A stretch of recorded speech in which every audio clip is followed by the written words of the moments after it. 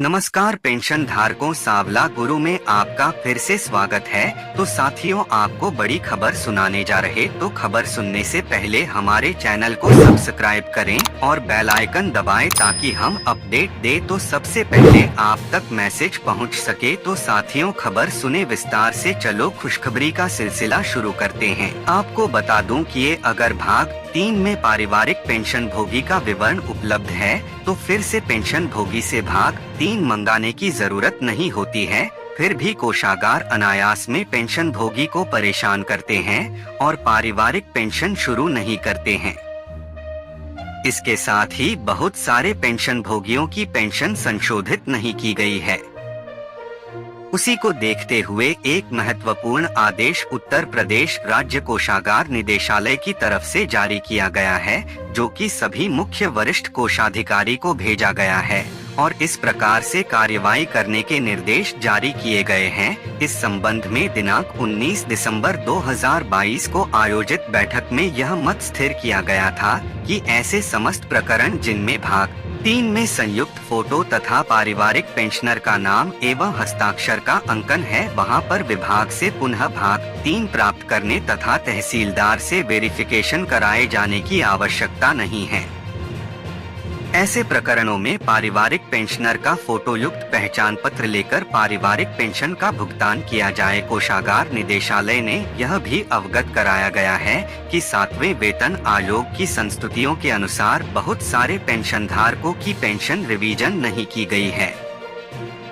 इसके संबंधी शासनादेशों के अनुसार पेंशन भोगी के अंतिम वेतन का नोशनल रूप से निर्धारण करते हुए संशोधित पीपीओ जारी करना था। फिर भी बड़ी संख्या में अभी भी पेंशन रिवीजन लंबित हैं। उत्तर प्रदेश की सरकार की तरफ से कहा गया है कि यदि पेंशन का आहरण 0.1 वर्ष से अधिक और 0.2 वर्ष तक नहीं किया गया है तो पेंशन स्वीकृत करने वाले अधिकारी की स्वीकृति के बिना ही संबंधित जिलाधिकारी की अनुमति से 0.2 वर्ष तक के बकाया पेंशन के अरियर धनराशि का भुगतान एवं पेंशन का आहरण पुनः शुरू किया जा सकेगा। इसी प्रकार यदि पेंशन का आहरण 0.2 वर्ष से अधिक और 0.6 वर्ष तक नहीं किया गया है तो संबंधित मंडलायुक्त की अनुमति से 0.6 वर्ष तक के बकाया पेंशन के अरियर धनराशि का भुगतान एवं पेंशन का आहरण पुनः शुरू किया जा सकेगा। उक्त अवधि से ऊपर के पेंशन अरियर भुगतान के लिए सरकार की स्वीकृति प्राप्त करनी होगी। लंबी अवधि से बकाया पेंशन प्रकरणों के निस्तारण के संबंध में पहले आदेश निर्गत किया गया है, जिसमें कोषागार से पेंशन आहरण के ऐसे सभी प्रकरण जिनमें 0.3 वर्ष में अधिक अवधि की पेंशन का आहरण न हुआ हो अथवा मृत्यु के 0.1 वर्ष के भीतर भुगतान का दावा प्रस्तुत न किया गया हो के पेंशन भुगतानादेश पीपीओ की कोषागार की प्रति पीपीओ निर्गत करने वाले प्राधिकारी को वापस करते हुए पेंशनर डाटाबेस में ऐसे पेंशनर का रिकॉर्ड डिलीट मार्क किए जाने की व्यवस्था है। शासनादेशों में उक्तवत व्यवस्था होने के पश्चात भी शासन के संज्ञान में यह तथ्य आया है कि पेंशन भुगतान संबंधी ऐसे प्रकरण अभी भी शासन में प्राप्त हो रहे हैं जिनमें पेंशन पारिवारिक पेंशन भुगतान 6 वर्ष से अधिक अवधि में नहीं किया गया है। उपर्युक्त वर्णित स्थिति में लंबी अवधि से अनाहृत अवशेष पेंशन भुगतान के प्रकरणों के संबंध में स्थिति स्पष्ट किया जाना आवश्यक है। यदि पेंशन का आहरण नियमित रूप से नहीं किया जाता है और उसकी अवधि अंतिम आहरण के 1 वर्ष से अधिक नहीं है तो उसका भुगतान कोषाधिकारी अपने प्राधिकार से कर सकता है।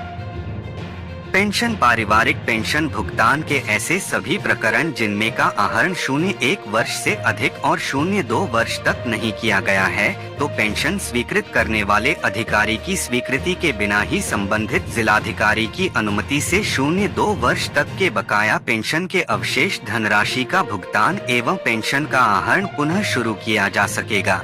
इसी प्रकार यदि पेंशन का आहरण 0.2 वर्ष से अधिक और 0.3 वर्ष तक नहीं किया गया है तो संबंधित मंडलायुक्त की अनुमति से बकाया पेंशन का भुगतान एवं पेंशन का पुनः आहरण शुरू किया जा सकेगा।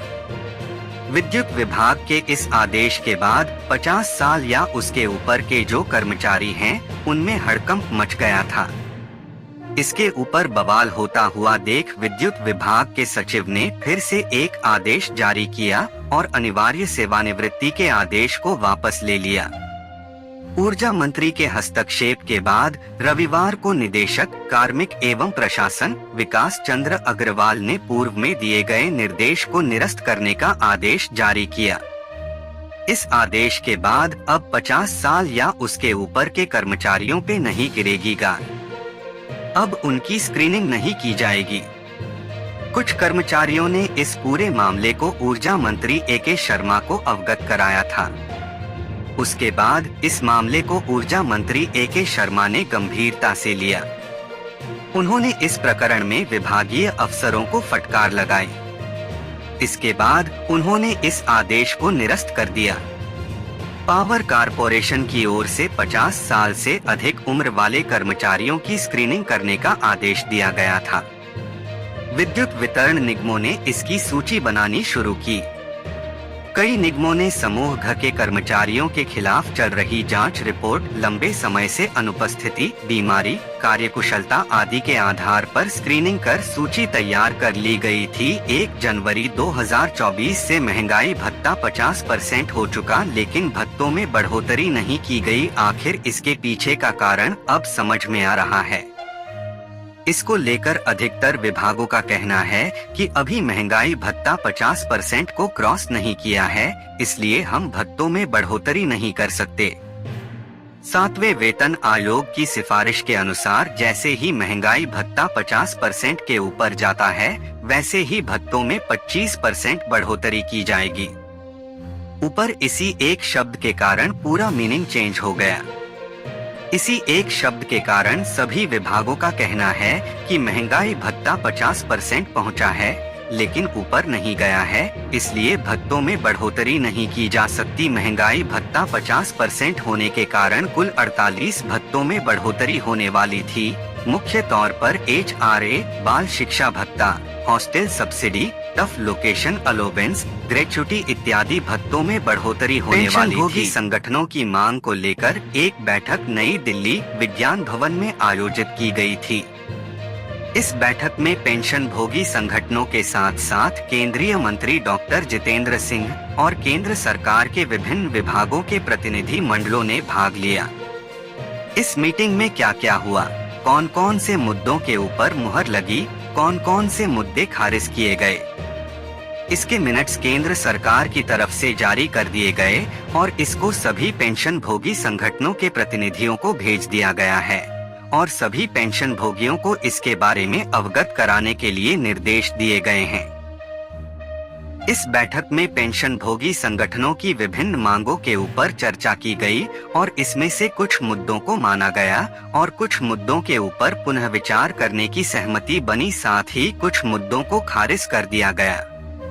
तो चलिए विस्तार में जान लेते हैं कुछ खास मुद्दों के बारे में जिन पर केंद्र सरकार के विभिन्न मंत्रालयों ने क्या निर्णय लिया।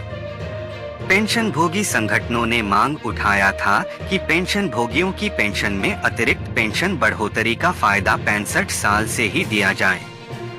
65 साल पर 5%, 70 साल पर 10%, 75 साल पर 15% और 80 साल पर 20% इस प्रकार से एडिशनल पेंशन का फायदा दिया जाए। हर 5 साल पर 5% की बढ़ोतरी किया जाए। इस पर DOPW के जॉइंट सेक्रेटरी ने बताया कि इस मुद्दे के ऊपर डिपार्टमेंट ऑफ इकोनॉमिक अफेयर का सुझाव मांगा गया था। इस पर उन्होंने कहा कि अगर यह प्रपोजल स्वीकार किया जाता है तो सरकार की फाइनेंशियल कंडीशन बिगड़ सकती है। साथ ही राज्य सरकारों के पेंशन भोगी भी इस तरह की डिमांड रखेंगे, जिसकी वजह से वित्तीय बाधाएं आ सकती है। इसलिए इसको स्वीकार नहीं किया जा सकता। जॉइंट सेक्रेटरी के इस दलील के बाद पेंशन भोगी संगठनों ने इस मांग के ऊपर फिर से विचार करने का अनुरोध किया। फिलहाल यह मामला अभी विचाराधीन है। नॉन CGHS एरिया में रहने वाले पेंशन धारकों के फिक्स मेडिकल अलाउंस में बढ़ोतरी का भी मुद्दा इस बैठक में उठाया गया।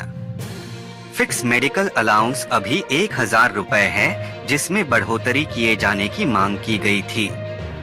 पेंशन भोगी संगठनों का कहना था कि मात्र 1000 रुपए में दवाओं की जरूरतें पूरी नहीं की जा सकती, इसलिए इसको तत्काल 1000 रुपए से बढ़ा के 3000 रुपए किया जाए। यहाँ पर पेंशन भोगी संगठनों ने रेलवे बोर्ड के प्रतिनिधियों से आज के लिए इतना ही फैमिली पेंशन नई खबर के साथ पेंशन धारकों और अविवाहित बेटियों को भी फिक्स मेडिकल अलाउंस का फायदा दिया जाना चाहिए। रेलवे बोर्ड इस तरह का फायदा उनको नहीं देती है। ऐसे में रेलवे बोर्ड इसके ऊपर तत्काल विचार करें और उनको फिक्स मेडिकल अलाउंस का फायदा देने का आदेश जारी करे। इस पर रेलवे बोर्ड ने कहा कि फिक्स मेडिकल अलाउंस और RELHS यानी रेलवे हॉस्पिटल का फायदा पेंशन धारकों के साथ ही साथ सभी फैमिली पेंशन भोगियों को दिया जाता है। अब रेलवे ने एक आदेश जारी किया है और पेंशन पाने वाली ऐसे विधवा, तलाकशुदा और अविवाहित बेटियों को भी फिक्स मेडिकल अलाउंस और RELHS का फायदा देने का निर्णय लिया है।